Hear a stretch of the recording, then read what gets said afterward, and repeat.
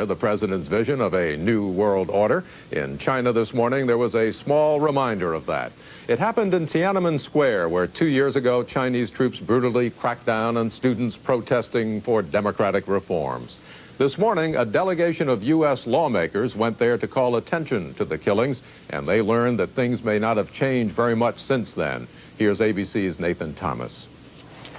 The three members of Congress had been optimistic about their human rights mission to China until they themselves went to Tiananmen Square. Democrats Nancy Pelosi from California and Ben Jones from Georgia and Republican John Miller of Washington staged their personal Tiananmen remembrance in front of the international media in a square full of Chinese tourists and security personnel. Those who died here on June 4th, 1989 did not die in vain. They were martyrs to these principles that we all hold dear. It happened so quickly that security people were caught off guard, but quickly intervened. That was a very private and special moment for us that became public. We didn't intend for that to happen. We meant no embarrassment to our hosts. But the guards didn't understand, and they overreacted a little bit, but everything's fine. But Chinese authorities proved that such personal acts, even by visiting foreign guests, are not allowed. As the Congress members rapidly left the square, security officials began detaining journalists and grabbing videotapes. After about an hour, democracy in China today and triggered a dramatic confrontation with Beijing police. It happened at the site where protesters were slaughtered in 1989. Bill Whitaker reports. The three U.S. Congress members, part of a human rights delegation, said they couldn't leave China without visiting Tiananmen Square to pay their respects to pro-democracy activists slain there 2 years ago. Those who died here on June 4th, 1989 did not die in vain.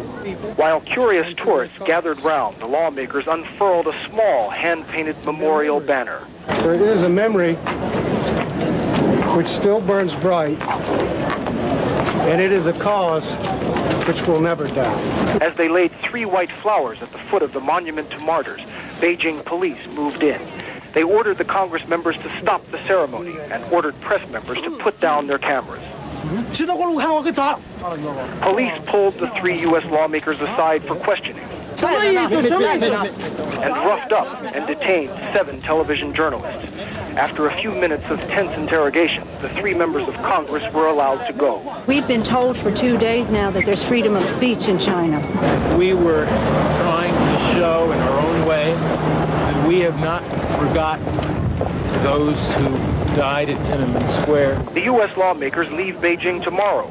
They say they didn't know memorials for the students and workers who died here 2 years ago are prohibited on Tiananmen Square.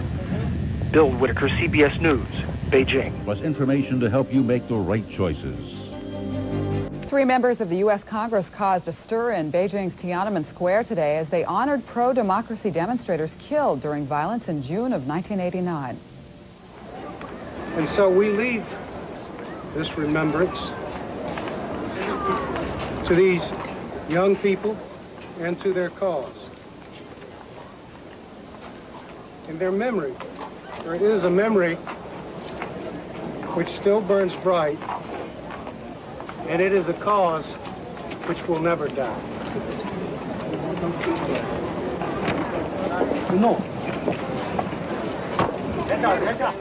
Chinese police then told Representatives Ben Jones of Georgia, Nancy Pelosi of California, and John Miller of Washington to leave the square. News crews were in the middle, and the CNN crew was pushed by police.